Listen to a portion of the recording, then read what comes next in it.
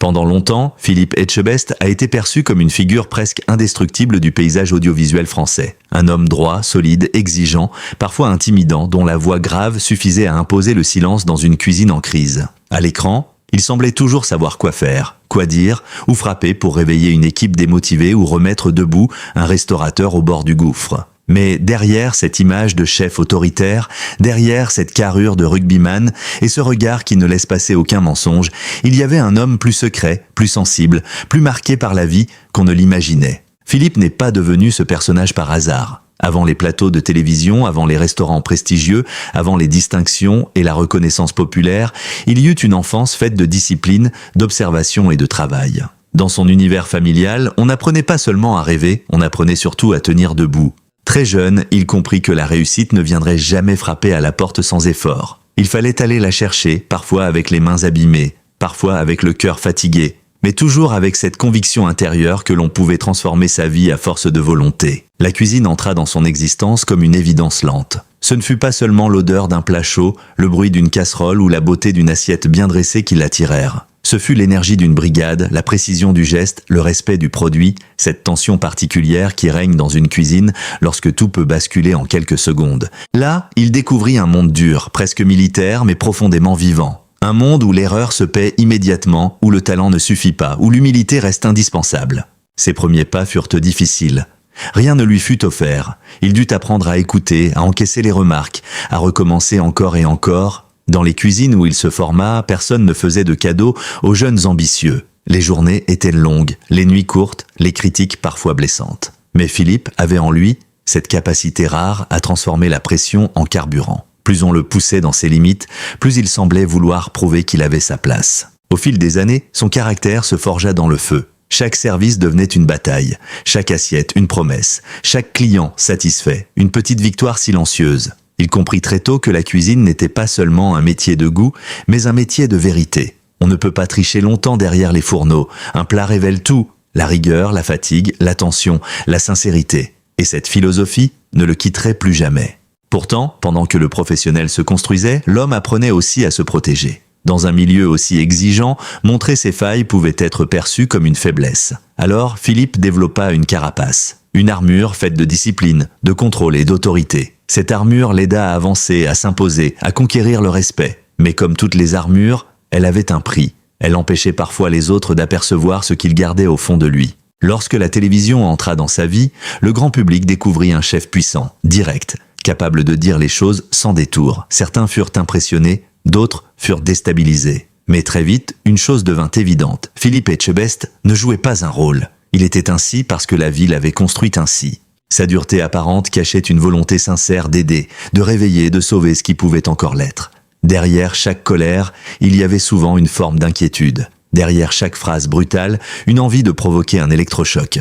C'est peut-être cela qui a touché le public. Philippe n'était pas seulement un chef qui corrigeait des erreurs, il était un homme qui refusait de voir les autres abandonnés. Il reconnaissait dans certains restaurateurs perdus une fatigue qu'il avait lui-même connue. Il savait ce que signifie travailler jusqu'à l'épuisement, douter en silence, se demander si tous les sacrifices en valaient vraiment la peine. C'est pourquoi ses interventions avaient parfois une intensité presque personnelle. Mais la célébrité, même lorsqu'elle arrive après des années de travail, ne simplifie pas une existence. Elle apporte la reconnaissance, mais aussi l'exposition. Elle offre l'admiration, mais retire une part d'intimité. À mesure que Philippe devenait une figure connue, chaque geste, chaque parole, chaque apparition pouvait être commentée. L'homme public prenait de plus en plus de place, tandis que l'homme privé restait dans l'ombre. Et cette ombre, justement, intriguait. Car Philippe Etchebest a toujours semblé entretenir une frontière nette entre sa carrière et sa vie intime. Il donnait beaucoup à l'écran, mais très peu sur ce qui touchait à son cœur. Il pouvait parler de cuisine avec passion, de transmission avec force, d'exigence avec précision, mais lorsqu'il s'agissait d'amour, de blessures personnelles ou de fragilités intérieures, le silence redevenait son refuge. Ce silence n'était pas vide. Il était chargé d'histoires non racontées, de souvenirs, de choix, peut-être de regrets. Comme beaucoup d'hommes qui ont bâti leur vie sur le travail et la maîtrise, Philippe semblait avoir appris à avancer sans trop s'arrêter sur ce qu'il ressentait. Pourtant, aucun être humain ne peut vivre uniquement de succès, de projets et de reconnaissance. Même les plus solides ont besoin d'un regard qui les apaise, d'une présence qui les comprend, sans exiger qu'ils soient toujours forts. À l'approche de ses 60 ans, cette question devenait plus troublante encore. Que reste-t-il à conquérir lorsqu'on a déjà obtenu le respect de ses pairs, l'affection du public et une place incontestable dans son domaine? Peut-être reste-t-il justement l'essentiel. Apprendre à se laisser aimer autrement. C'est dans cette zone intime, discrète, presque invisible, que naît le mystère de cette histoire. Car derrière l'homme de télévision, derrière le chef respecté, derrière le combattant habitué à ne jamais plier, il y aurait eu un homme fatigué de tout contrôler. Un homme qui, malgré son succès, aurait ressenti le besoin de retrouver une émotion simple, pure, inattendue. Et c'est peut-être pour cela que les premières rumeurs ont autant captivé. Non parce qu'elles parlaient seulement d'une relation, mais parce qu'elles semblaient révéler une transformation. On ne voyait plus seulement Philippe Etchebest comme un chef autoritaire. On commençait à imaginer un homme capable d'être surpris, touché, peut-être même bouleversé. Dans le regard du public, cette idée changeait tout. Elle rappelait que les personnalités les plus fortes sont parfois celles qui cachent les plus grandes pudeurs. Elle montrait qu'un homme peut avoir passé sa vie à diriger, décider, corriger, et pourtant se retrouver désarmé devant une émotion qu'il n'avait pas prévue. Ainsi commence le premier chapitre de cette histoire, non pas avec une déclaration spectaculaire, mais avec le portrait d'un homme arrivé à un carrefour silencieux de sa vie. Un homme qui a tout donné à son métier, qui a construit sa réputation à force de travail, qui a appris à cacher ses failles pour rester debout. Un homme que l'on croyait connaître, mais dont le cœur gardait encore une part de mystère. Et parfois, c'est précisément dans cette part de mystère que les plus grandes révélations prennent racine. Et c'est précisément à ce moment de sa vie, alors que tout semblait parfaitement en place, que quelque chose commença à changer. Rien de spectaculaire au départ. Aucun événement capable de faire la une des journaux, aucun coup de foudre digne d'un scénario de cinéma. Seulement une série de petites coïncidences qui, mises bout à bout, allèrent progressivement transformer le quotidien d'un homme que beaucoup pensaient désormais incapable d'être surpris par l'existence. À 59 ans, Philippe Etchebest avait déjà vécu plusieurs vies. La vie du jeune apprenti qui cherchait sa place, la vie du chef déterminé à conquérir les plus hauts sommets de la gastronomie, la vie de la personnalité publique observée par des millions de téléspectateurs. Chacune de ces étapes lui avait apporté des succès, des leçons et parfois des blessures. Avec le temps, il avait appris à se méfier des illusions. Les promesses faciles ne l'impressionnaient plus, les apparences encore moins.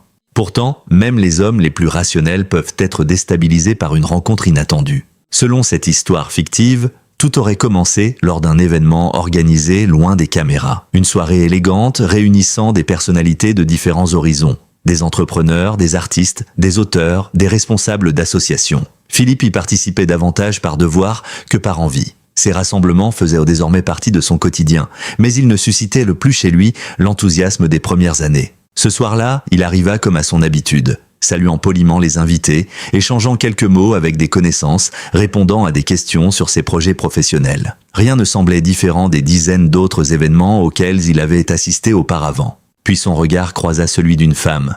Elle n'essaya pas de l'impressionner. Elle ne lui parla ni de télévision, ni de cuisine. Elle ne demanda pas de photographie, ne chercha pas à obtenir une anecdote ou une confidence. Elle lui adressa simplement un sourire sincère, celui d'une personne qui voit un être humain avant de voir une célébrité. Ce détail, aussi insignifiant puisse-t-il paraître, le troubla immédiatement. Depuis des années, Philippe avait pris l'habitude d'être reconnu partout. Les gens avaient souvent une opinion sur lui avant même de lui avoir parlé. Certains l'admiraient, d'autres le craignaient. Beaucoup avaient déjà construit une image de sa personnalité à travers la télévision. Mais cette femme semblait ignorer toutes ces projections. Lorsqu'ils commencèrent à discuter, il ressentit quelque chose qu'il n'avait plus éprouvé depuis longtemps, la sensation d'être écouté sans être jugé. Leur conversation dura bien plus longtemps qu'ils ne l'avaient prévu. Ils parlèrent de voyages, de littérature, de musique, de leurs souvenirs d'enfance, des moments qui avaient changé leur manière de voir le monde. Philippe se surprit lui-même à raconter des anecdotes qu'il évoquait rarement, des souvenirs anciens, parfois drôles, parfois plus mélancoliques. Pour la première fois depuis longtemps, il ne parlait pas en tant que chef. Il parlait simplement en tant qu'homme.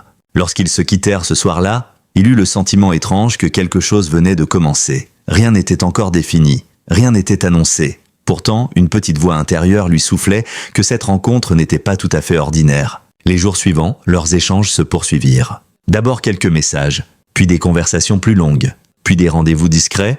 Au fil du temps, Philippe découvrit une femme différente de celle qu'il avait rencontrées auparavant. Elle ne cherchait ni sa notoriété ni son influence. Elle semblait davantage intéressée par ses doutes que par ses réussites. Elle s'intéressait à l'homme derrière le personnage public. Et cela le désarmait.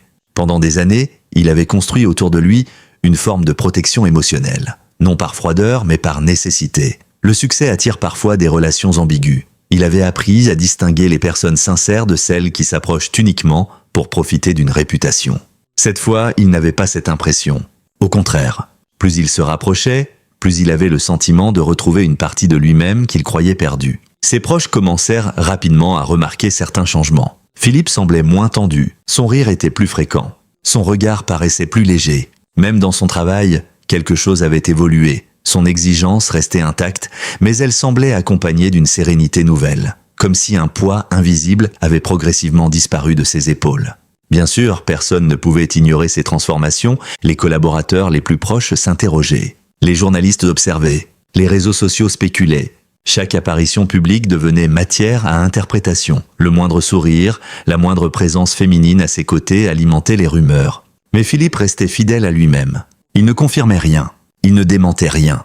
Le silence lui semblait plus confortable que les explications. Cependant, derrière cette discrétion, ses sentiments continuèrent de grandir. Ce qui le surprenait le plus n'était pas l'intensité de cette relation. C'était sa simplicité. Pendant toute sa carrière, il avait vécu dans un univers où tout allait vite. Les services en cuisine, les tournages, les déplacements, les responsabilités, les décisions urgentes.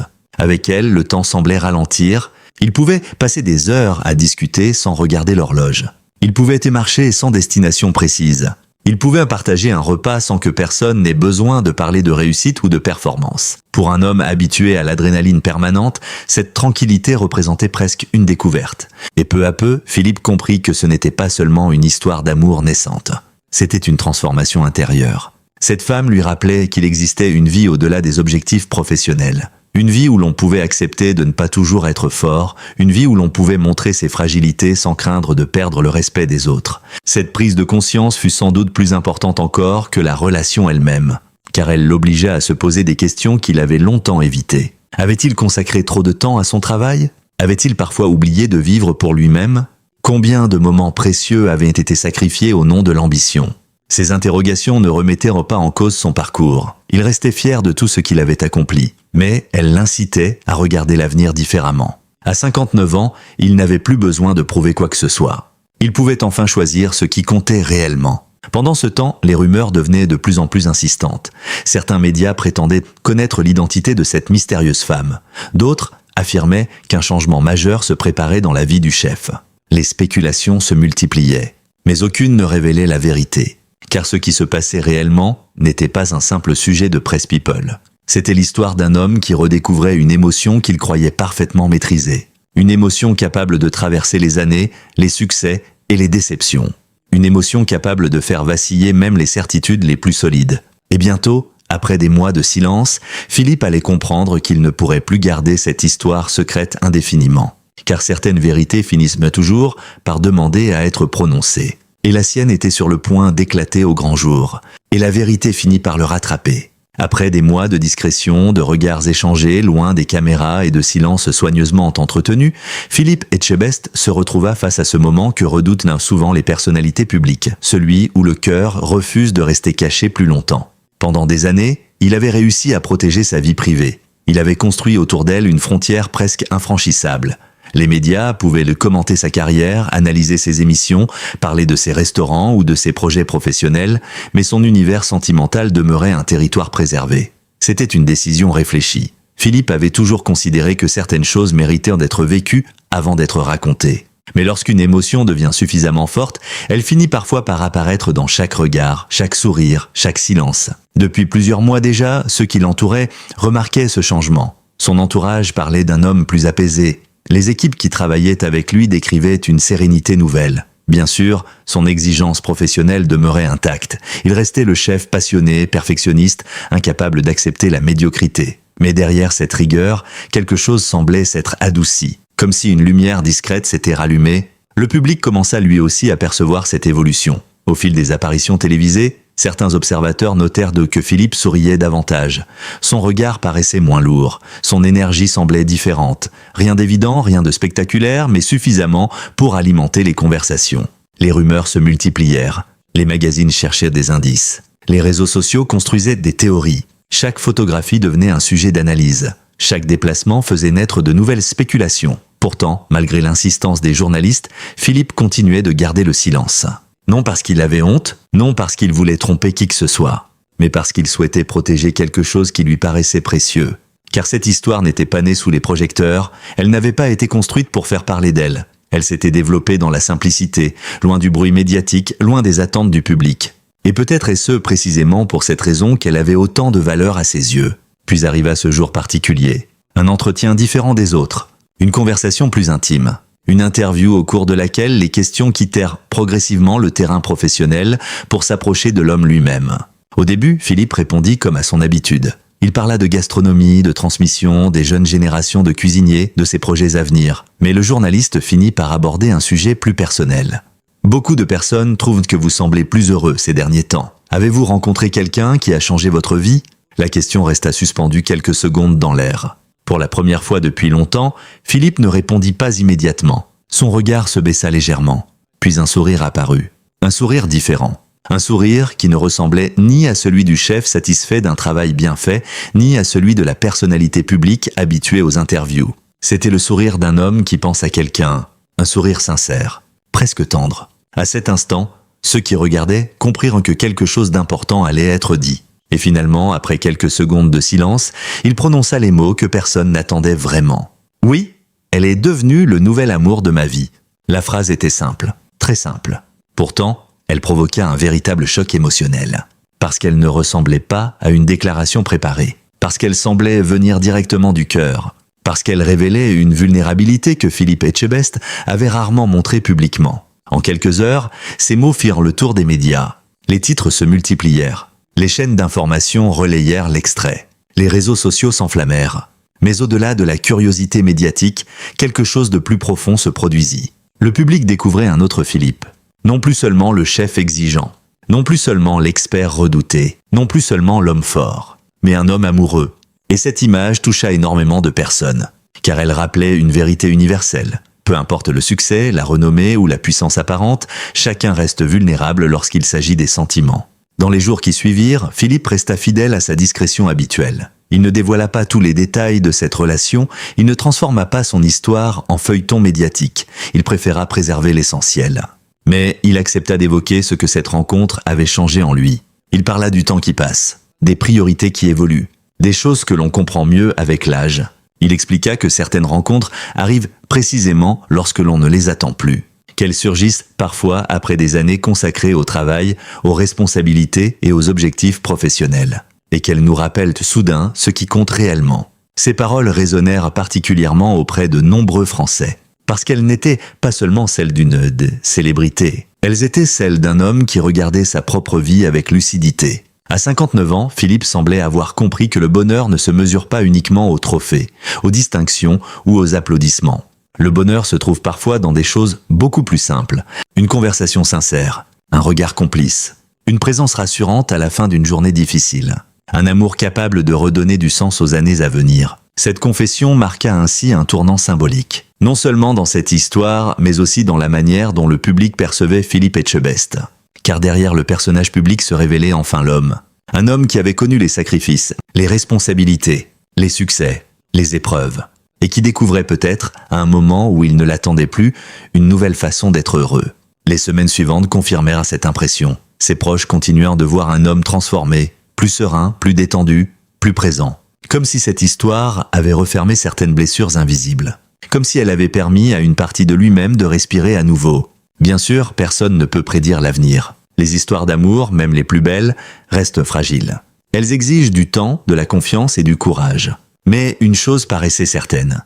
Pour la première fois depuis longtemps, Philippe Etchebest ne semblait plus regarder uniquement ce qu'il avait construit derrière lui. Il regardait aussi ce qu'il attendait devant. Et dans son regard apparaissait quelque chose que l'on ne lui connaissait pas toujours, une forme d'espoir. L'espoir qu'après toutes ces années de travail, de combat et de responsabilité, la vie puisse encore lui offrir un cadeau inattendu. L'espoir qu'il soit encore possible de commencer un nouveau chapitre. L'espoir que le plus beau des succès ne soit pas forcément professionnel, mais profondément humain.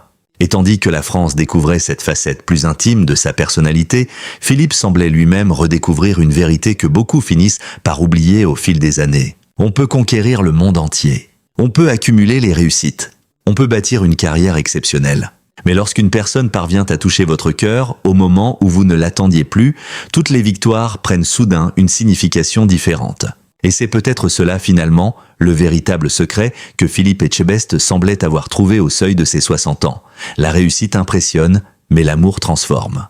Et peut-être que c'est précisément ce qui rend cette histoire si touchante. Derrière les succès, derrière les caméras et derrière les apparences, il y a toujours un être humain qui cherche simplement à être compris, aimé et accepté. L'histoire de Philippe Etchebest nous rappelle que la vie peut encore nous surprendre, même lorsque nous pensons avoir déjà tout vécu. Et vous, que pensez-vous de cette révélation ? Croyez-vous qu'il n'est jamais trop tard pour trouver un nouvel amour et commencer un nouveau chapitre de sa vie ? Partagez votre avis dans les commentaires, car votre opinion compte énormément pour notre communauté. Si cette histoire vous a intéressé, n'oubliez pas de soutenir la chaîne en cliquant sur le bouton « J'aime » et en vous abonnant dès maintenant. Chaque abonnement nous aide à continuer à vous proposer des reportages, des biographies, des révélations et des histoires fascinantes sur les célébrités qui marquent notre époque. Activez également la cloche de notification afin de ne manquer aucune de nos prochaines vidéos. Dans les jours à venir, nous vous dévoilerons d'autres récits étonnants, d'autres secrets méconnus et d'autres parcours de vie qui ont bouleversé le monde du spectacle, de la musique, du cinéma et de la télévision. Merci d'avoir regardé cette vidéo jusqu'au bout. Prenez soin de vous, de ceux que vous aimez, et souvenez-vous d'une chose, parfois les plus belles histoires commencent exactement au moment où l'on pensait qu'il était trop tard. À très bientôt pour une nouvelle histoire passionnante sur notre chaîne.